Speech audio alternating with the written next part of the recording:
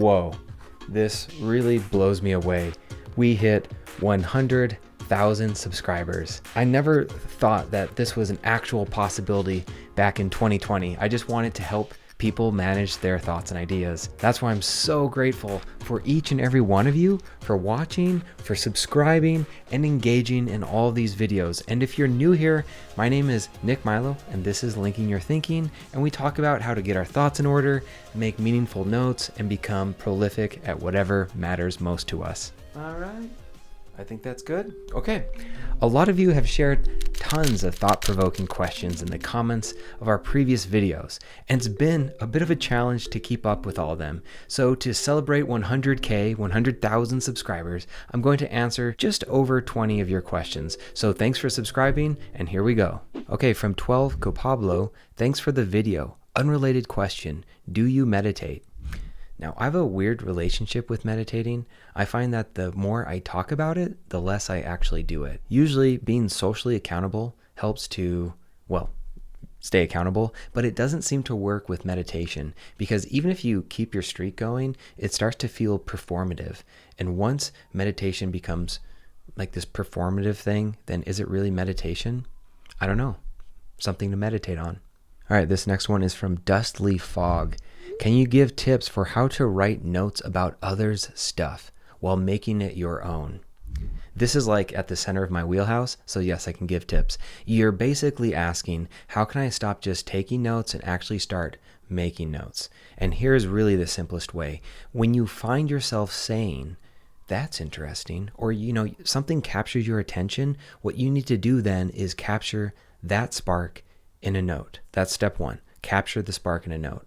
And then just remember this, R and R. That stands for remark and relate. So to make a remark, just finish this prompt. That's interesting because, whatever you say next, that's what you type. That's interesting because, and just start typing. Now that will finish the first R of remark. Now for the second R of relate, that's where we want to make a relationship. So all you need to do then is with that note, just link the idea there to another idea. And you just need to finish this prompt. That relates to blank. And then just finish that. And bonus points if you actually link to another note, because then you will be linking your thinking in a visible way. You will have made your thoughts visible. And that is a really powerful thing. So good luck to you, Dustly Fog. Now, before I get to the third question, I have a small favor to ask from you. I just looked and realized almost 72% of people that watch my channel haven't subscribed. I believe we can get that down to 70 in the next month or so. My ultimate goal is 50, so if you've ever liked any of the videos I've posted, if you like this channel, can you do me a quick favor and hit the subscribe button? It helps this channel more than you know, and the bigger the channel gets, as you've seen, the more videos I can do, so thank you. Okay, this question from Stefan Hansen. How can I automatically remove the inline square brackets from these Markdown files if I later want to turn a bunch of my notes into a piece of writing? So here's a great example. Let me just go ahead and on screen, I'm going to open up concept map of content, MOC. And so what Stefan's talking about here is these notes here. Now, if I actually copy it, we're going to get these brackets. And that's not very pretty if we have to copy and paste and share this with someone. So what you'll want to do is simply go to the three dots and go into reading mode. So this is basically a preview of how everything will look. Now what you'll just do then is copy from here. So now I'll just copy this, and then I can go into a different document, hit paste, and we won't get those brackets. So that's my ideal way to go about this process. And actually we can take this one further, and here's what you'll need to do. So I opened up an application where I can paste that text just to show you. And if you hit normal paste, it's going to look pretty messy over here where we have the links. So if you don't know this already, you'll be glad to know this afterwards. There's another way to paste. And I want you to hold down, this is a handful, it literally is Shift Option Command V. Basically, when you paste like that, or if you're on a Windows, I think it would be Shift Alt Control V, that will allow you to remove the formatting and have your formatting match the environment that you are in. So when we have links and everything, it will strip the links and you'll get this clean, nice copy like you see on screen. All right, thank you, Stefan. Next up is Siraj. One thing I find hard to do is to come back to notes I've created. How do you accomplish that? Well, the first thing I want to ask is, what if you never went back to them? Then what? Would life still go on? It probably would. How does going back to them actually help you? Now, these might seem like silly questions. You just say, it's obvious, I want to go back. But can you explain why? And if you can explain why, then we can figure out how to actually set it up properly. So I'll explain to you why I want to go back to notes, so I can develop ideas that mean something to me. Okay, so then what do I do? Well, in my home note, and this is all part of Ideaverse for Obsidian, and you can find a link to download this in the description below, but I'll just add something, and then later on, I'll go back to this. I'll add a new note, however I do that. In fact, we can add one together. So I can say, answering questions is good for all. Okay, so this is my new note, but then I get pulled away into some other activity and that is closed. So then all I need to do is go to add, and this will pull the recent notes that I've been working on. So that's what I do, is I'll just go here. You can see I've been demoing a lot of things. So there's some silly untitled notes, but there are other notes too that I intend to work on and organize. And so that's how I go about that process. And then later on, I go to the next part of the ARC framework. That's add, relate, communicate. So then I'll go to relate, and I'm like, okay, what notes do I need to relate?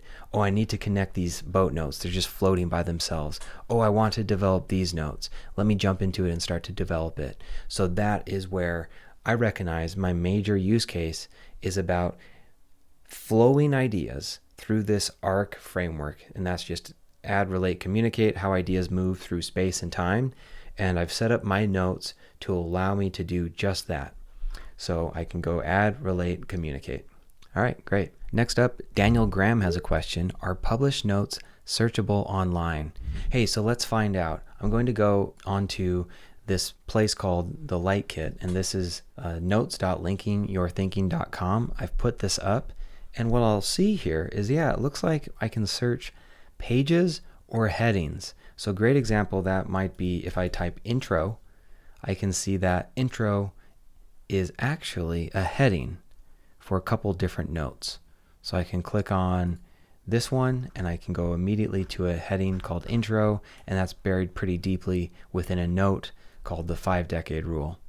So that means right now in Obsidian Publish, you can't search text across all of your notes, but you can search note names, what they're calling pages here, and headers. Okay, Manoj has a question. Can I have a custom URL so it turns into a blog? Yes, absolutely. In this example, as you can see, if I keep this open, this URL is actually just at the core notes.linkingyourthinking.com because I made it that. So that's a custom URL. You can certainly make your Obsidian Publish your blog. Okay, here's a question from Alchemist Byte. Would you recommend Obsidian for writing a novel? Yes and no. I mean, it depends. So on one side of the coin, you have someone like P.D. Workman, an award-winning and US Today best-selling author who has written over 100 books. And I think half of those have been written entirely in Obsidian. And then you have Lionel Davoust, an award-winning French author who does all of his thinking, his story building, and his world building in Obsidian, and then writes the draft in Scrivener. So it really depends on you. What's your use case? But you certainly can write everything in Obsidian. Since this is a celebration video, we're giving away 3 handcrafted desktop Ideaverse wallpapers. This design is meant to evoke the joy and wonder of wandering around your Ideaverse, the place where all your thoughts are connected. And for those of you lucky enough to have read The Little Prince, this book here, you may notice that we were inspired by it in the design. These wallpapers are free and immediately downloadable at the wallpapers link in the description below. I hope you enjoy, and please let me know which is your favorite. Is it the blue one, the purple one, or the green one? I'd like to know. All right, here's a question. Wow, this is fantastic, man. What community theme are you using? Thanks for making this. Thank you for asking. I use two themes these days. I have my own theme called LYT mode, and I have Damian Quartz's theme, Prism. What you see on screen now is Prism because it's a cleaner, clearer, and more orderly theme for whenever I want to share my screen. But I do love light mode. So hey, let's just check out LYT mode right now. Let's go to its preferred theme, which is in the dark mode, and you can just see how everything pops. It's really standing out. But again, since I upkeep it, it's always a little bit behind the curve. Things don't always look as nice as some of the more established themes do. And that's why I just stick with Prism and keep it in light mode. And then I know it can both work for me and it can work with everyone else that I share Ideaverse with. Okay, here's a question from Armageddon After Party. What is the hotkey for enlarging the entirety of Obsidian? Okay, so that is just on a Mac, Command plus or Command minus. I use this all the time. If you're on Windows, I think you can do Control plus or Control minus. I might be wrong on that one, but on the Mac for sure it's Command and Command plus and Command minus. Here's a question from Steven. Out of curiosity, what are you using for task management? I've tried all the big ones, but I've landed on Dynalist, which I love for tasks and quick notes. Okay, so as many of you might know, I spend most of my time with knowledge and ideas and a little bit into efforts and things I want to accomplish. I don't spend as much time managing tasks. That being said, I spend some time managing tasks. So where does that happen? Well, for the most part, it happens in an app called Things. Things, it's clean, it's beautiful, it's simple, it works, and it works on all devices. So Things really is the front runner there. However, there is another app I do want to mention and give a shout out to, and that's called NotePlan. Now, as of this recording, NotePlan is only on the Mac, but very soon there will be a cloud solution, so then you'll be able to use it anywhere. The reason I like it so much, though, is that it is naturally local and naturally Markdown. So that means just like Obsidian is local and Markdown, so is NotePlan. If Obsidian is where I'm going to have my ideas, my joyful thoughts, the knowledge that I'm creating and working and managing with, then I can use NotePlan for tasks, for efforts and here's the beauty about it too, is you can actually link from one to the other. And that's the beauty of many of these apps nowadays, is that each note that you're in, I'll show you in Obsidian, I can click on these three dots and I can copy an Obsidian URL and I can throw that into NotePlan so I can connect efforts that way. Where that works and where I use it right now are on a few of these efforts like Ideaverse Pro, which as of this recording is coming out in a few weeks. I can track the overall part of the effort here and I can work on it here, but then I go over to NotePlan when I want to make sure that I can manage the tasks and make sure things are getting done, plan out, schedule, all that stuff. Now again, I'm not a heavy task management person, but when I do manage tasks, I use Things and a little bit of NotePlan. And maybe in the future, it'll be more NotePlan and just Things as sort of a quick capture, because it's really good at just capturing a quick thing. Okay, here's a question. I am a novel writer who is receiving helpful critiques from other writers. I would like to gather all the critiques and have them available for my revisions. What would be a good way to organize this? Now, here's what I would do. First, make sure you have an effort hub for the novel. Any of these are my effort hubs for different efforts I'm working on. I can click on that and then I can link out to any sort of note anywhere else. I can add notes. So what I would do is I would create a single note to begin with, and I would copy and paste every single critique. So this might be a pretty long note. And then based on all that content, I'd make a bulleted list and I would surface that at the top of the note. So in my critique note, I'd have the bulleted list of notes I actually want to address, and I would make sure that that's open in a note window over here, and then I would have my actual novel on the right hand side with my critiques over here. So that's how I would do that. And wow, we are actually rapidly approaching 200,000 subscribers. That means I'd love to do another Q&A like this one, but this time I want it to be more of an AMA. Is that cool with you? Like a Ask Me Anything? Whether it's, hey, what's your guilty pleasure? Or what YouTuber would you like to collaborate with? Or do you have a team? Do you manage everything by yourself? Or what's an insider story you have from working on the 34-time Emmy Award winning show, Better Call Saul? Please share your questions in the comments below. We'll compile all those, and pretty soon we'll have our Ask Me Anything video just for you. Okay, here's another question. Hi Nick, is there any hotkey that I can use to turn selected text into a link? Yes. It's actually easier than you think. So let me just open a new note, and we'll keep it untitled, and I'm going to throw in some Latin text. And imagine I select this text and I want to make it a new link. It's not even a hotkey. All you have to hit now is the left bracket twice. Bracket, bracket, and immediately it's a placeholder note, and if I click on it, it has become a note. That's all you have to do. It's that simple. But let's take it further. If you want to link to a URL, there's a super nifty plugin called Paste URL into Selection, and this really helps. So let's imagine that you go to the Linking Your Thinking website and you copy that URL. Now, if I go back over to this lorem ipsum text, I can highlight any of this, and instead of normally you would hit Command V or Control V to do a normal paste, with this plugin, I'm going to hit Command Option V, and boom. What do we have now? This is actually kind of cool to point out as well. We have the link right here, and you know it's an external link because it has this little box with an arrow pointing out. Pretty nice. Internal natural note links and then external URL links. It all can happen right here. Okay, our next question is from Ryak. How do you display or toggle the local graph? All right, so this is actually, there are two ways you can do this. The first, if you don't have my Ideaverse, you can always hit Command P or Control P on Windows and start to type local. And then immediately you can hit the return or enter button, and it will open up that simple. But let's close that and pretend that we have it mapped out because we've downloaded this awesome Ideaverse Pro kit, or the Ideaverse for Obsidian. It's right here. I've hotkeyed this to something. Now, what would you hotkey it as if the global graph is Command G? Well, maybe the local graph could be something similar, like Command Option G, right? So that's what I can hit here, and boom, we get the same result. Everything that's connected to home in a local graph. And then of course we have all sorts of ways we can filter this down, but we're not going to look into that right now. Okay, here's our next question.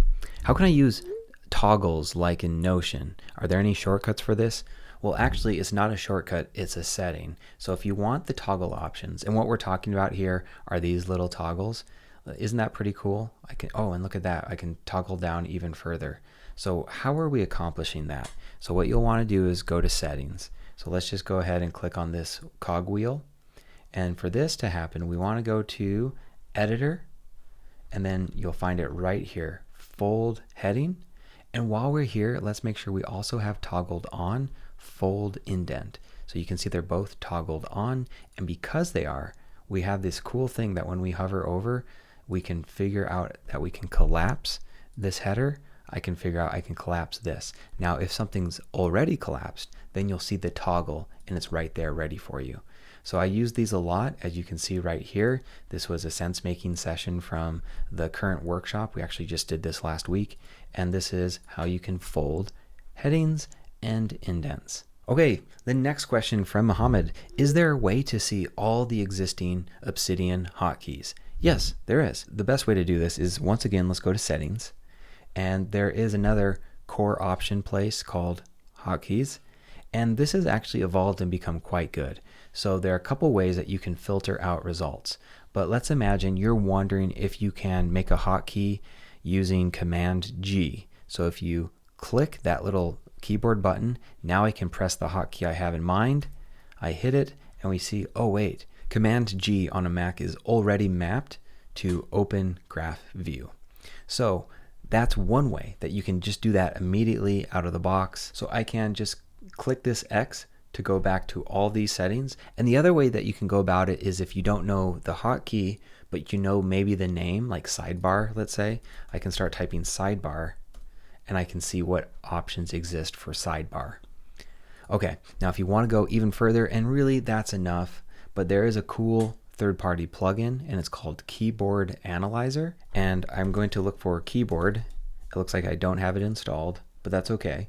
Here it is, Keyboard Analyzer. So let's go ahead and install this and just kind of see what it looks like. I'm going to click Enable, and might as well just click on Hotkeys. And oh, okay, this is telling me that it's a command, so it's not mapped to any hotkey, but that's fine. I can hit Command P or Control P on Windows, and then I'm going to, was it keyboard? Oh, there it is. I'll hit Enter, and now look at this. This is pretty cool. Now I can hit G, and I can see all the hotkeys that involve G. This is pretty cool, right? Like we can actually see. What about A? Looks like navigate back for me. Z, oh, here we are. R, now we see that there are 3 there. What about E? This is pretty cool. This is a cool view. Definitely when you really want to map out everything, you could use Keyboard Analyzer for those of you who really want to sink your teeth into things. But honestly, hotkeys is really all I need these days. Here's the next question. Not sure if you answered this later, but do tagging and linking work across vaults, or are they limited by the vault that you're in? And so the way to think about this is, just so we're on the same page, what you're looking on screen right now is an Obsidian vault. But what is it really? It's a folder that just exists on my computer somewhere, and I open it up in Obsidian. Naturally, it becomes a vault. So I can have as many vaults as I have folders on my computer. And most of us only need one vault. But imagine you have more than one and you want to link between them. How does that work? Well, first, this vault is self-contained. So if I open up a separate vault, which is a different folder on my computer, they will not be able to interact, and they shouldn't be able to interact. That would be weird. But that being said, if you took a note from vault number 2, and let's imagine it was linked to this home note, and you just drag and dropped it into this Ideaverse, that link would automatically be recognized as being connected to this home note. So they would automatically link. So that's an interesting kind of thing. And I've had this happen personally because I have a lot of stuff going on in my Ideaverse, including the version that you see, which is actually a nested folder within my core Ideaverse. Here's the next question from Terrence. Do you have any suggestions on how to keep track of the tags that we have created? Yeah, if you're using Obsidian, it is pretty easy these days. There's just a folder. Just make sure that we go to settings, and we're going to go to core plugins, and just go down to tags and make sure that you have tags view activated. Once you do that, it'll likely show up in your right hand sidebar, and then these are your tags. Even further, with tags, you can nest them. So under note, I have these other sub tags like my boat notes. These are these notes that I want to link to other notes. And that's how you can easily manage your tags. Okay, this is from Nick. Great name. One thing that is still a bit unclear for me is when tags are useful or in what cases they can be used. All right, so that's going to tie into this next question as well. So thank you for that, Nick. And this is from React again. Not sure what is the point of tags though. If links can already connect notes together, why do you need tags? And you might not, but there are many reasons to have tags. We cannot explore them all. I want to focus on how tags make searching for things easier, especially as you get more notes. Now here's a great example. I could have a link to a note called note boat, and then a different note created called note develop, a different note created called note question, and then I could link to them and it would look ugly because note question isn't a fun thing to look at. Or I could use tags.